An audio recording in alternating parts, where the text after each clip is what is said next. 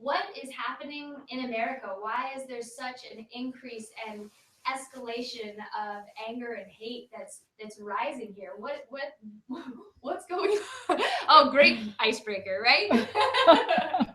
Yeah, that's a very good first question. Dive right into the deep side with some icebergs in it. Well, basically, what shall I say? Where do I begin? It's a very tough question to answer because there's so many emotions attached to it. So the only way I can answer this is America has moved up. Americans have stopped eating proper food, all the food. See, your brain operates with what you feed it. So your whole body is fed uh, junk food in America nowadays. The number one country that is not cooking anything at home is feeding the children junk food everywhere. Everybody's taking the shortcut, a pre-prepared meal. Just pick up a meal and eat it. And nobody is being bothered with what is going into their stomachs, because whatever is going into their stomachs, whatever chemicals have been done, then uh, they will impact and affect the brain cells. Hence, anger is rising and rising and rising. It's hard to stop. And I think it's also the number one country for genetically modified food. So they've changed the whole concept of thinking. And the first thing that's coming out is reaction from the people, because internally they don't like it, externally they haven't understood. So this compacting is putting out anger, is putting out depression, is putting out restlessness, and behavior that is, let's say, not charted before. It's just very um, we're eating foods that are abusive to the inside of the body, and we're using emotions that are abusive to the outside body. Wow. So in brief, that's what it is. Oh, this topic is too long. Well, I never would have linked the anger to food. uh, let's put it this way: everything will be linked to food. Wow. Everything? Everything. Your brain capacity, your thinking capacity, your way of thinking, begin from ABCD, it's all linked to food. What you put in your belly impacts your whole body, including your brain. So you want intelligent, smart kids, they got to be fed good food. Simple, good food. They will start thinking positive. The positive thinking will make them better human beings. Hence, you will have a good combination of beautiful citizens. Out here, reverse is happening. So let's see how many people we can influence to eat proper. Hmm. Well, tagging on to that, what would be one thing that someone could do to make sure that they're eating proper? I mean, Oh, that's a people long subject, Amanda. I am not even sure what foods are available out there. I just know that the genetically modified food industry is biggest in America. So you pick up, let's say we went to the supermarket and we picked up a box of peanuts. And guess what were the ingredients in it? Simple, plain roasted peanuts were covered with MSG. It was like shocking. Come on, give us a break. These are nuts. They taste good by themselves. Why they've been dunked in MSG? So MSG increases the flavor of the food, but it destroys your bones. It has like an up to number of side effects, which quite a few of which have already been worked out by science. And yet, uh, there were about 4 brands of peanuts. And so we went scanning. Do they all, what are the ingredients in them? It should just be peanuts and salt, work done. Mhm. Salted peanuts and sea salt, work is done. But it was peanuts and some sulfurs and some this and some that and MSG. Ran through all the 4 brands. Said, why do peanuts need MSG? I haven't understood till now. I'm looking for the answer myself. What would prevail in the minds of these people who are packing these nuts, which are considered wholesome and healthy, to put MSG in them? So that means each can that you pick up has to be red. Then we bought some cherries, the tart cherries somebody brought over. And guess what? The tart cherries had been dunked in synthetic cinnamon. And there's another number, a sweetener and flavor enhancers. So, flavor enhancer, cinnamon, sugar, da da da. Why can't we just have cherries dried? Simple, work done. The tongue would start liking them because they are wholesome and they're natural. They've been totally abused by the companies that are marketing them and packing them by putting so many things in them. Necessity? None. When you pop a cherry in your mouth, you don't want it to taste like a cinnamon stick. You want it to taste like a cherry. So I'm wondering myself what the people of America can do. So you say, one simple thing I would say, eat nuts. Uh, Read labels. How's that? Make yourself aware. Number 420 is flavor enhancer. All the fours that they write, flavor enhancer, for so and so, all are flavor enhancers, which are not, let's say, uh, they don't create happiness in your body. That's it. So, while we're talking a little bit about health, it seems like a lot of religions and a lot of philosophies talk about fasting. Is there any benefit, or why would people want to fast? I know the Muslims fast for one whole month. For the month of Ramzan, they will eat nothing and drink nothing. They will eat after sunset one meal. Yes. So yes, uh, it does lots of things. Fasting is a very, very vast subject again. I don't know why you people are picking up such big subjects that they can't be explained in a small thing. So Yes. I've got to find out what section of it to explain. It has many benefits, but mostly fasting should be done in accordance with knowing. It's not a religious fasting that should be adopted. It should be understood the reasons for why you are fasting, what type of nutrients need to be given to your body to achieve what. So they clear. It's like, let's say, when you fast, your body gets an opportunity to clean out the backlog, because from the time we are born, we're just eating, overloading the body. If we do a bit of fasting, but it has to be coached, it has to be done under supervision. If you just miss a meal, your body is just starving. So it's like keeping the mind in alignment to why you are fasting would make the difference.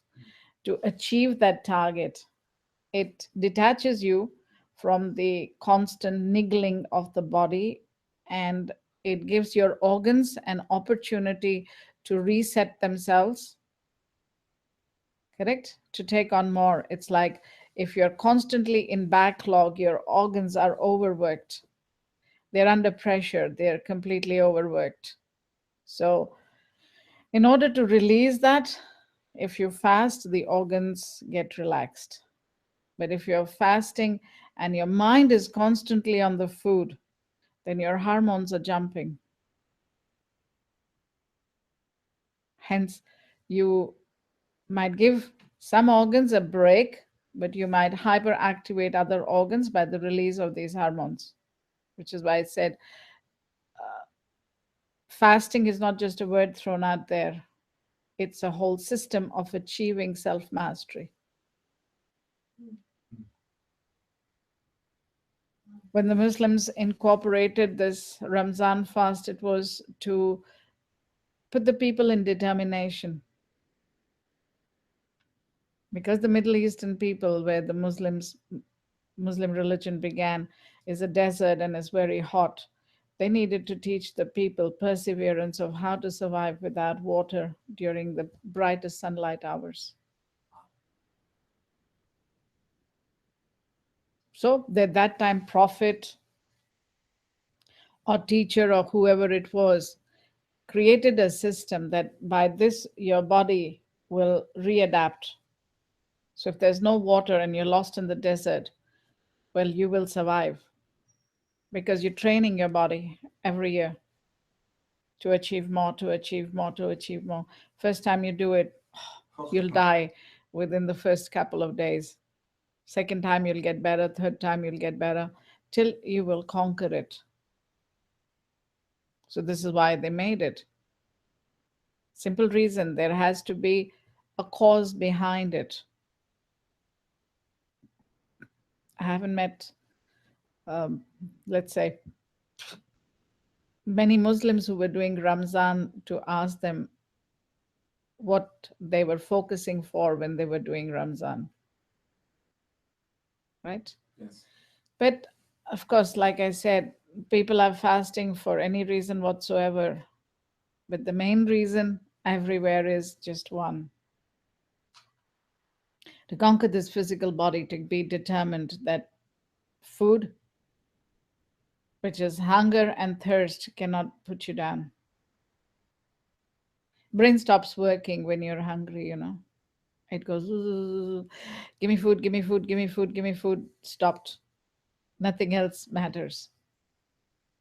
Take a person out of that situation that you are in command. When you want, you can eat your food.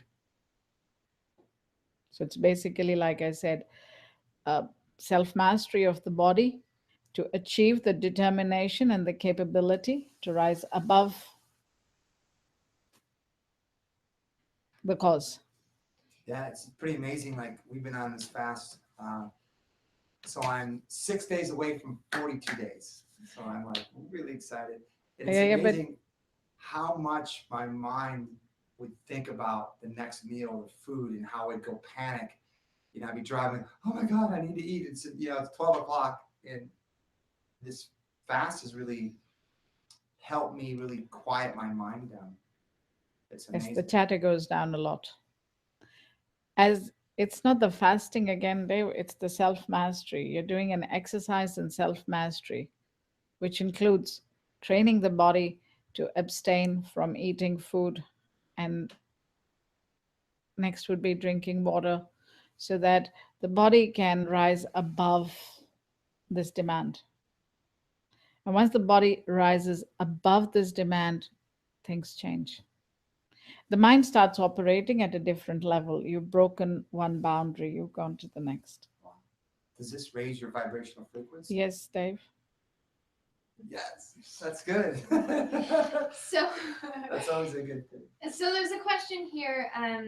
Everyone's very curious about what it means to eat healthy then, since it's tied to so many different things, or emotions and Oh, that health is a and- big question. So one person said, you know, they've heard that you suggest to eat vegetarian. Can you explain a little bit about what the benefits are? One simple reason: when you eat meat, you've put meat inside your body. So what has your body become? The graveyard for the dead body of the animal that you put into your body. Okay, so number one, you've become a graveyard. Every day you are a graveyard to some dead flesh. Right? So when flesh decays, how much smell and odor does it create? It's all created within your body system. So your body system is not feeling good. It's getting pressurized with this fumes and vapors. Uh, it has been scientifically understood that meat is the slowest traveler through your intestines. So it takes a human, a healthy human, anything between, you can say, 50 hours to 76 hours to clean meat from their body. Meat has decayed in your body within the 15 to the 20 minutes of eating it. After that, it is just waiting, rotting before it can be put out. So, in the process, it creates lots of distress to the intestines on a constant daily basis. It has nutrients, they've been absorbed, but the distress to the intestines is heavy. So, mind you, I'm not explaining the health benefits of eating meat. I'm explaining the, you can say, the pitfalls of eating it. Okay. Now, that is number one. Number two, like I told you, anything you eat has the impact on your brain and how you think. All right. So, the animal that you ate, was it smiling and saying, "Thank you for killing me, and I will make happiness in your stomach"? So it wasn't. It was screaming, shouting, angry, fearful, you know, kicking out, "Stop killing me." If you look at the butcheries, then the cows are hung for like 8 to 12 hours to drain out all the blood from their body, and they're alive. So they cut the main vein in the neck and they drain the blood. So, how much of pain do you think is going through the body of that animal that is being tortured in this manner? Lots. Yes. All that pain gets transferred to you because your DNA system is the same. The cow, the sheep, the chicken, they're all mammals. The DNA system is the same like yours. So, all the fear, all the anger is transferred onto your body in whatever level that your body is pulling it in. You have pulled in all the emotional, you can say, turmoil that the animal went through at the time of dying into your system. So, how much of mental clearing will you be doing to release this? So, every bite of meat that you're taking has the same vibratory frequency, the same DNA, and the same pain, panic, fear of death, which is your daily forte. When you eat meat, your mind is cluttered with this panicked energy. If you're put in a corner and you already understood animals are as intelligent as us, the dogs listen to us, the cats listen to us, you can train any animal to listen to you. So, do they have a brain system that understands? The answer is yes. The horse obeys your orders. Every animal can be trained, let's put it that way. People have pigs, people have chickens, people have everything as pets, and they listen. If you care to train them, interact with them, they have an intelligence, a very high intelligence. They listen to you, they understand you, and they obey you. So, just because these animals were not trained talking to you, you've seen in the circus, they can make any animal do whatever they want them to do. That intelligence level, do you think it is free of the fear the anger, the pain, the suffering that it's going through when it is being killed. It's all yours when you eat meat. Because every cell in the body has picked up that pain and that suffering. One major reason why I ask people not to eat meat is because of this emotional, you can say, download that happens into your body without you knowing it every time you eat meat. Now, fruits and vegetables, on the other hand, are totally different, right? You'll have already noticed. So, the first experiment that majority of the people here are aware of is I would go outside and tell the roses, how come in America roses are not fragrant? They've been genetically modified, they've lost their fragrance. So went outside and told the roses, I'd like some fragrance, your original self. And as people were around, they said, and what is the highest vibratory color? Then it's pink. And so all my roses have linings of pink on them, and they're all turning fragrant automatically. So, how high is their intelligence? You think you cannot talk their language means they don't talk. Or they talk very loud, they hear very clear. So, when I go out into the garden and you request the vegetables, I would replant a new crop, save the seeds. Why are the vegetables producing so many vegetables or the fruit producing so many fruits? It's just for one reason, for the procreation, so that the species can continue. They're going to drop their fruits to the floor. So if you go pick them up and you give love to the tree and say, I will water you, nurture you, cherish you, and allow your species to continue to grow. They're very happy to give their fruits away, to give their vegetables away. The flowers want you to cut them and bring them indoors. So, what a different system. When you eat vegetables, they're happy to be with you.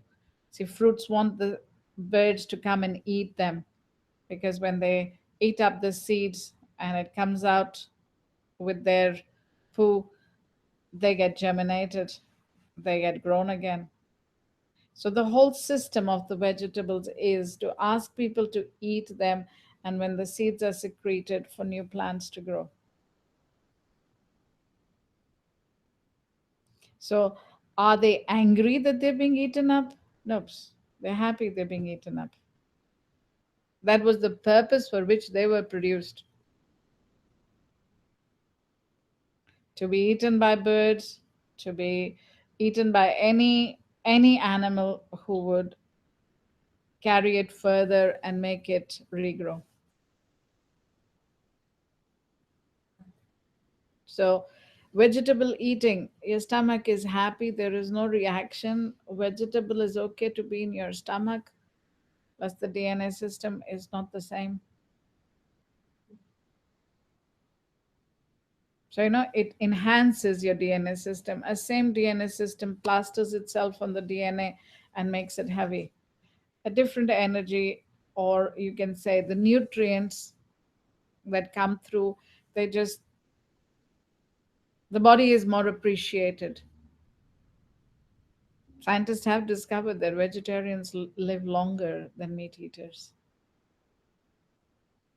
because their bodies are more peaceful inside.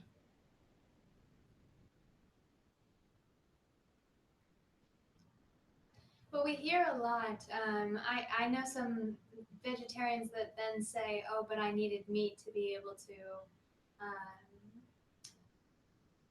um, make the right blood going through their body. What is it called? When they're anemic. I hear a lot of vegetarians that then say that. How did they become anemic in the first place? Yeah. Their organs in their body is not functioning properly. They need a deep cleanse of the body and then to eat foods that are right for their body systems. Mm-hmm. Which means some people might need carbs first, in order to absorb proteins. Some people might need proteins first to absorb the carbs. It's just a crisscross system, but it's like it's easy. You need the carbs and the proteins, and your body's nourished. And proteins are available in various things. In fact, I think they're doing a study, the beans that the Mexicans eat, the what are they called? The pinto beans, the kidney beans, whatever they are called. Yeah, the black beans, the black turtle. Chip. Huh? Black chip. Yeah. No. The garbanzos, they have got more proteins than meat. Wow. I didn't know that. Yeah, the staple, the bean staple is gives your body more proteins. Because like I said, in India they've calculated and they've organized more, so the vegetarians will include beans, garbanzos in their food because they're the richest and the highest in proteins. Out here people eat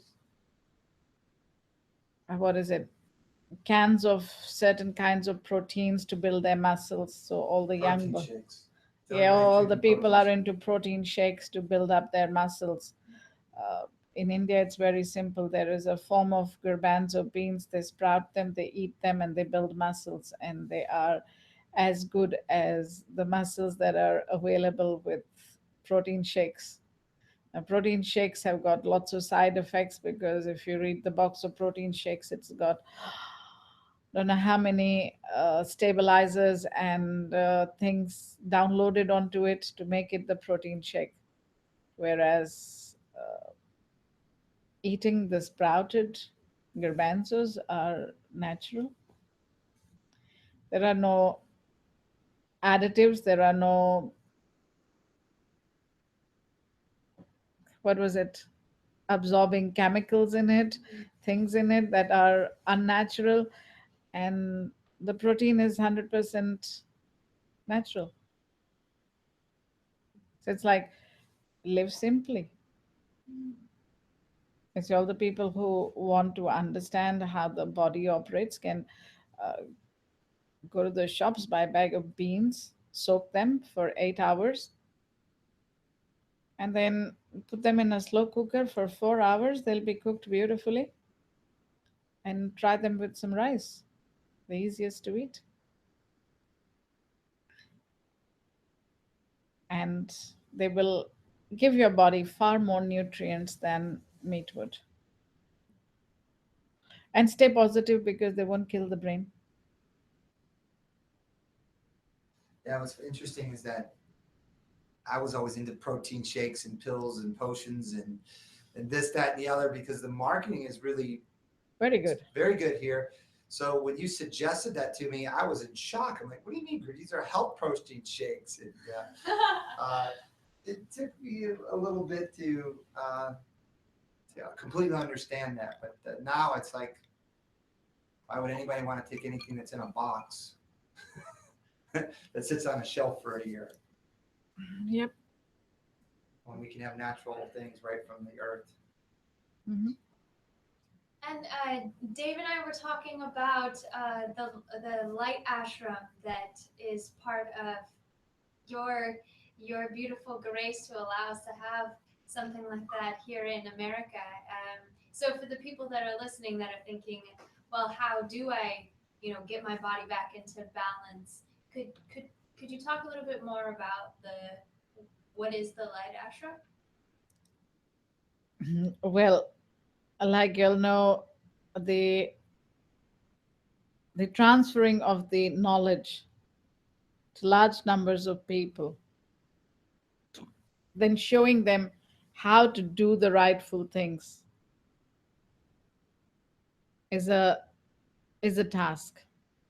So the light ashrams that I was trying to build is to show people how to gain control of their bodies, how to enrich your mind, and how to eat positive food. So, a place where natural organic food can be grown, interactive classes where people can come, learn how to cook wholesome food,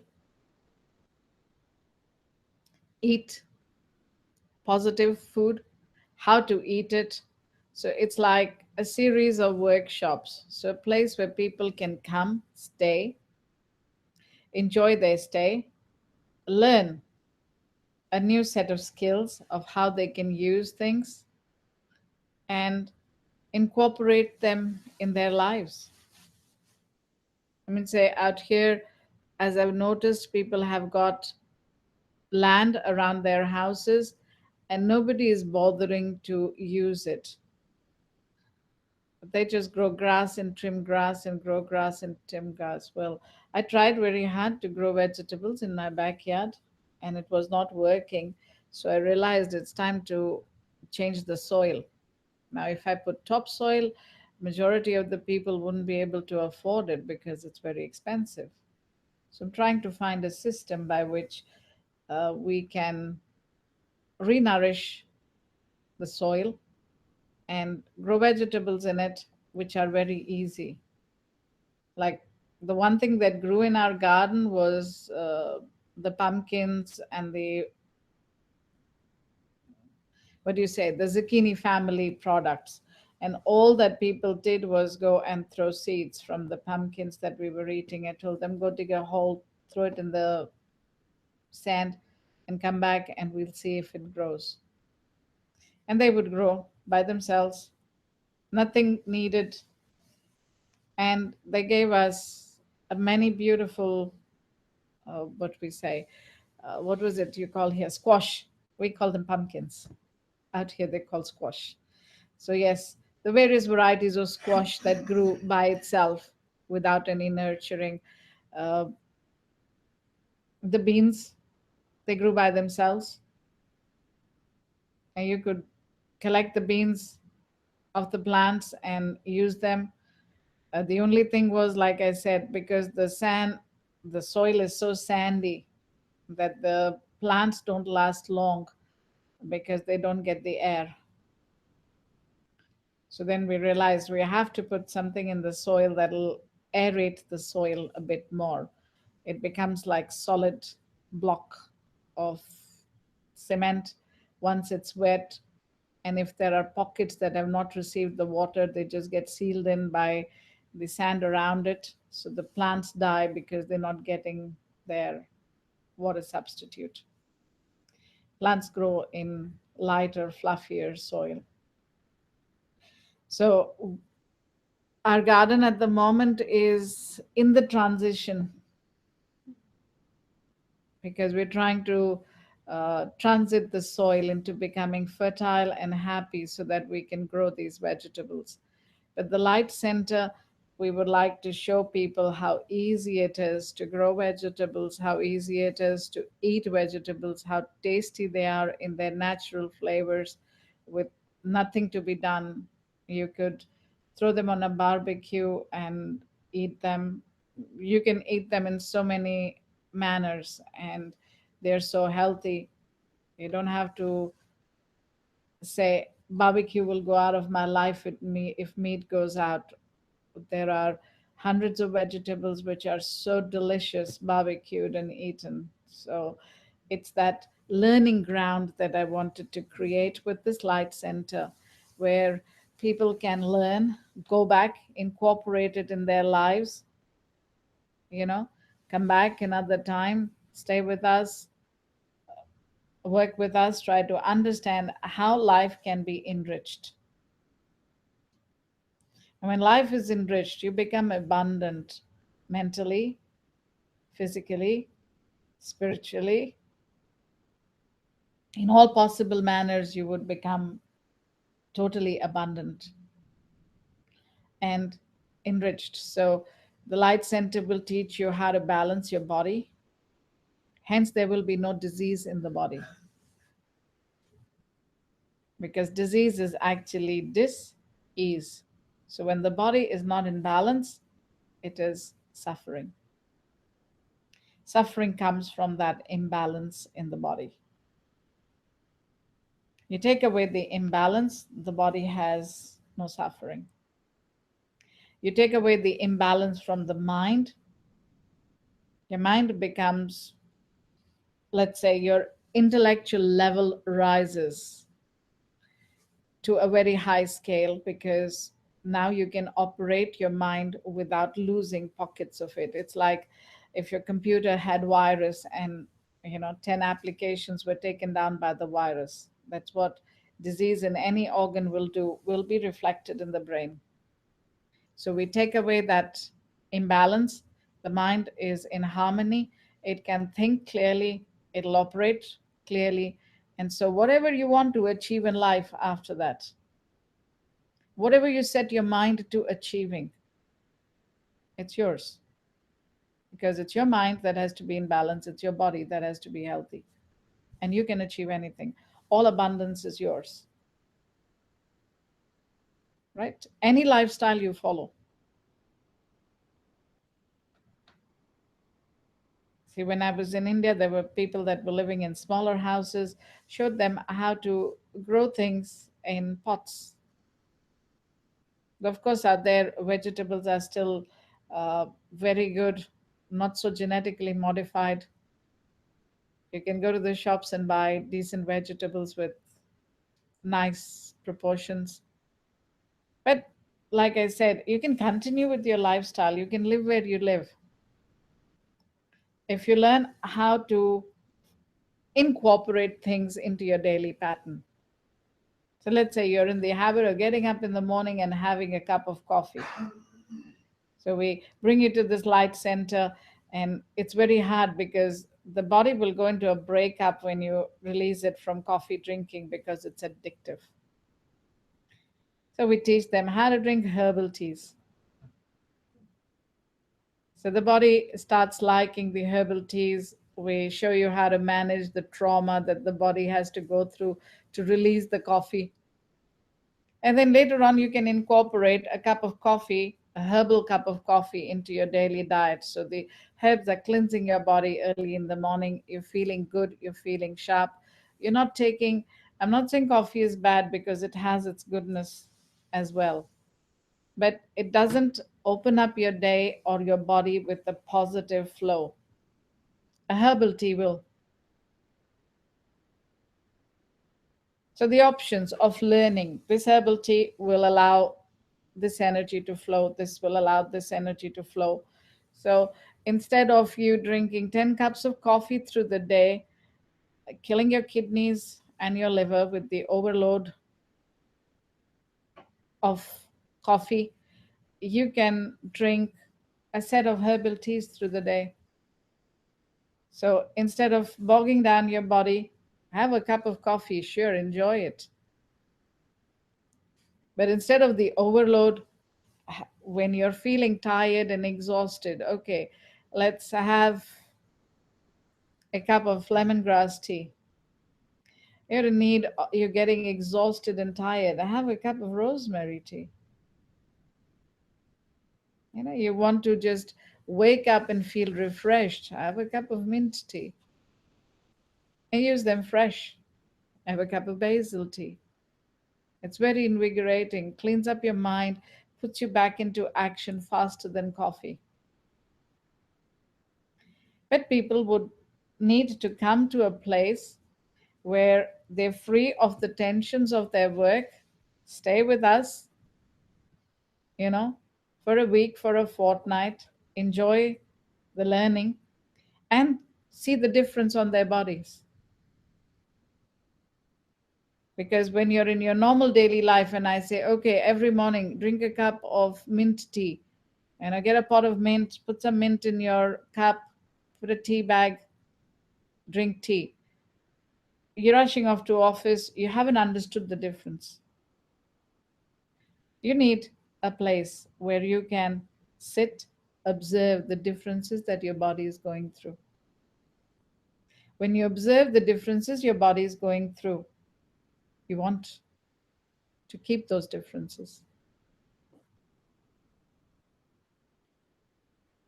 So the center is to enrich the people, to teach them, to give them a space and an opportunity where they can be with themselves.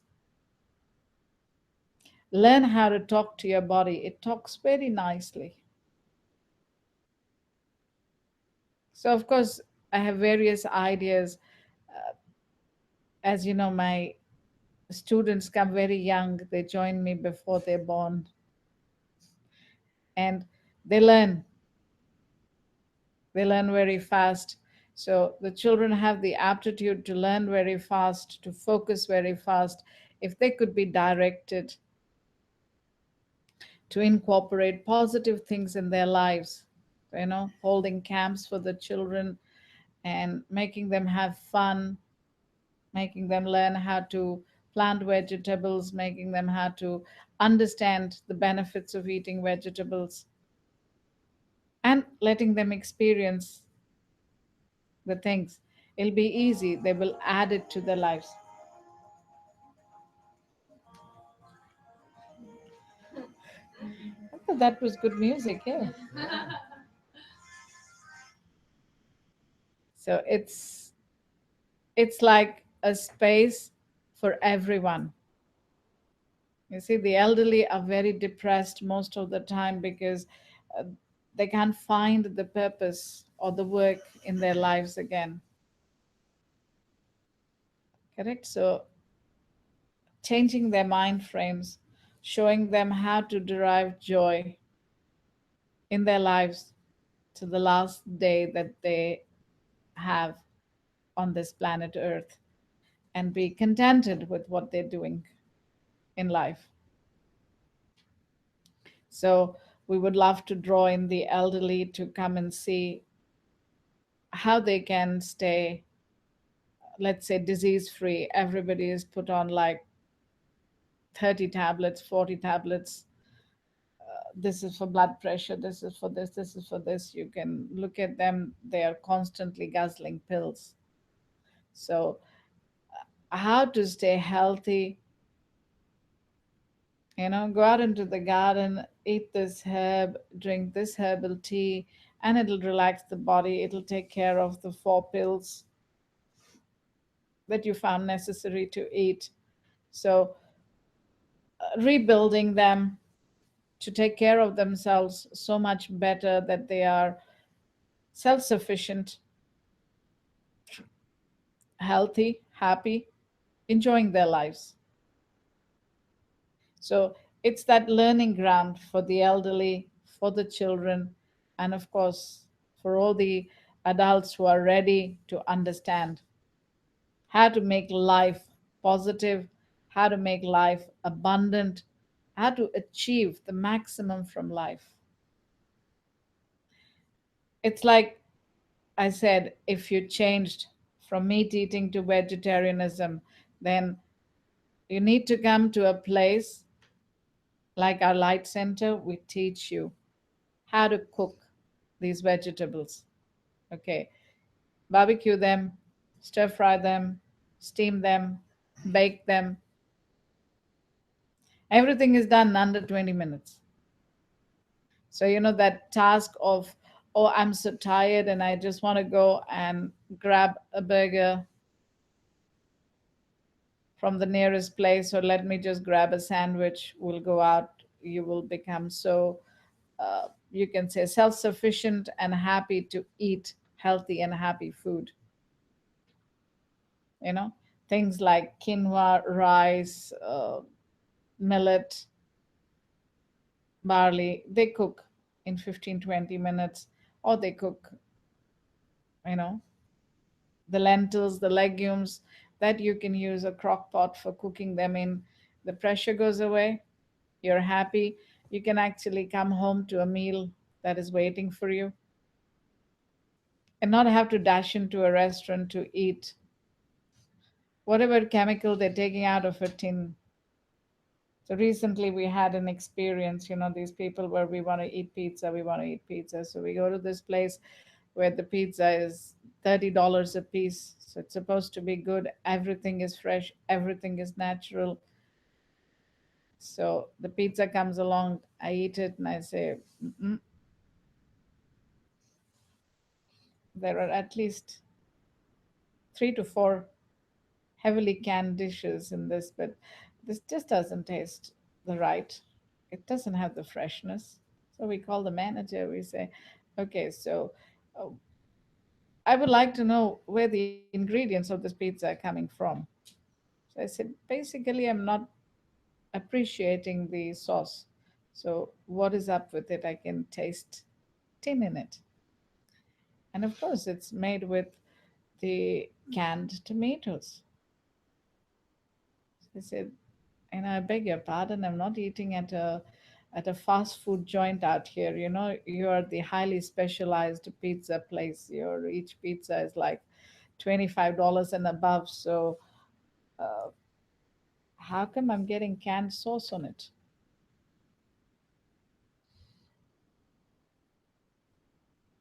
So you can go to the top of the class restaurants to eat. They will still give you canned food. Even his mushrooms were canned, his tomatoes were canned. I'm not sure what other vegetable he had that was canned. And of course, you cover it up with the cheese, you cover it up with this, and everybody goes, oh, wow, wow, wow. Nobody looks. And what am I paying $30 for this pizza for? If you're going to feed me canned food, that's going to affect me. And not only canned, it had R10 in it. So R10 really hurts your body, uh, hurts your eyes basically, uh, makes you lose hair. It has got lots of chemical reactions. And majority of the food when you go to eat contains R10. Some names that I forget, but there is yellow color in your food, there is red color in your food, and they're bad. And the worst of all is the blue. But the restaurants have got to make your food look pretty.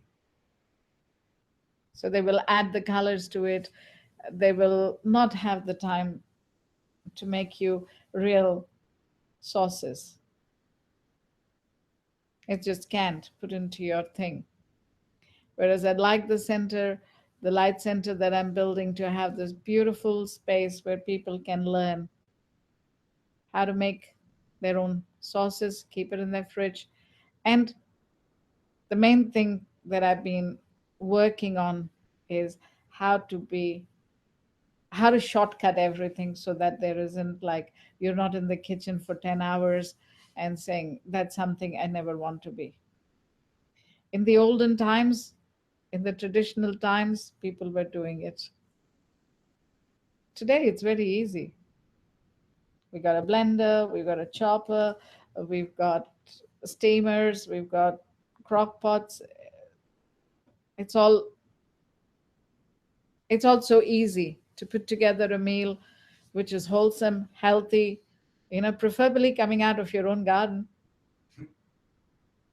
And like I said, garden can be created with uh, pots, with soil, with whatever you have. You can create a garden, and you can see the difference in how much taste and flavor there is in your food, and how happy your body is eating it, and how satisfied is your mind to expand. So, yes, the Light Center plans to do things for everybody, people of all ages, teaching them how to, let's say, walk into a zone of loving yourself, becoming disease free, abundantly happy, contented with an intellectual level that you can then use to your best abilities to generate. You see, if your intellectual level increases, you would be better at your job, you could do better business. You technically, let's say, the stress is walked out of your life. So, what would you be? How would it mean to be stress free? So, the Light Center is there to teach people how to become stress free.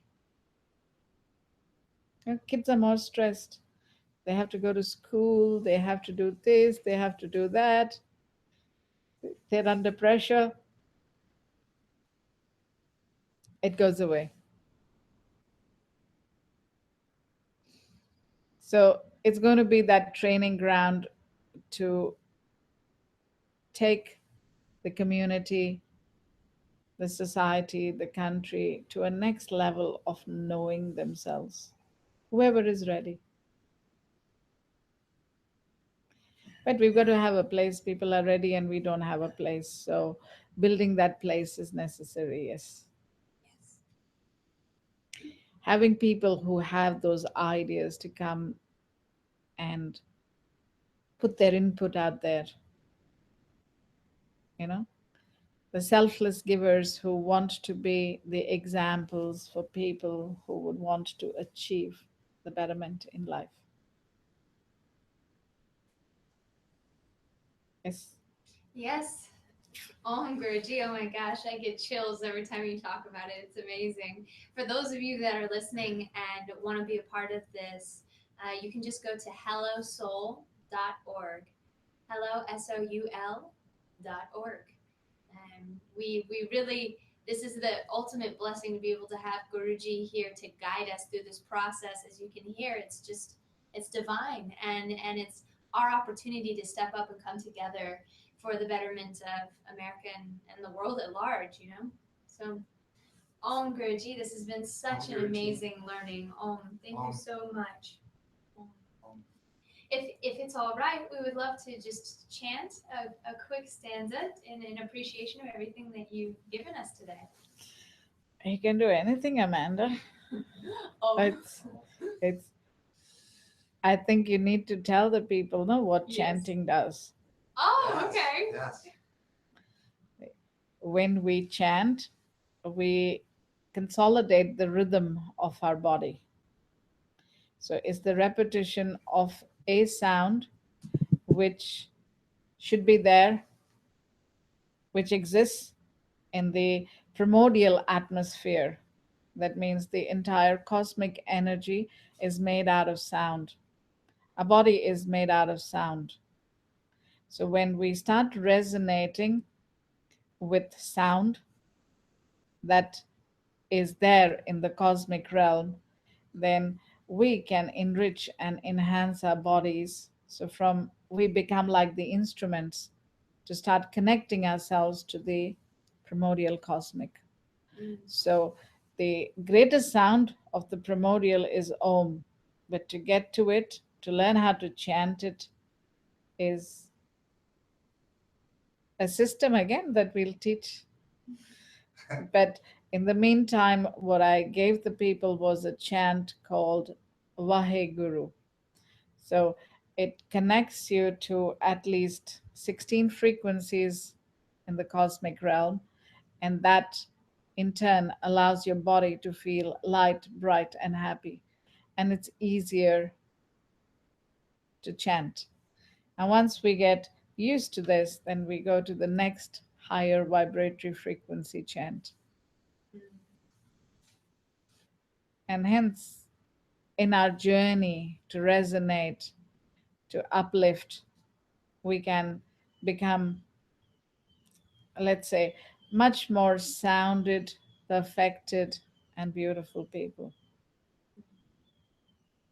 The completion, what sound grants to us, what food grants to us is the nurturing and the nourishing of the body.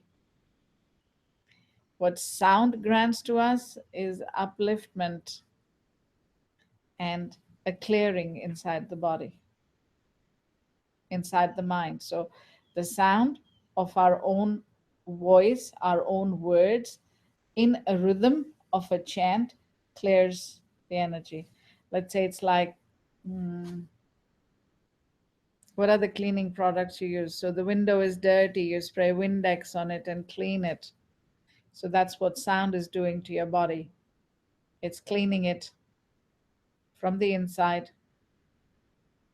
And as you voice it, it cascades, if you can see a fountain, and falls into your aura and cleans your aura.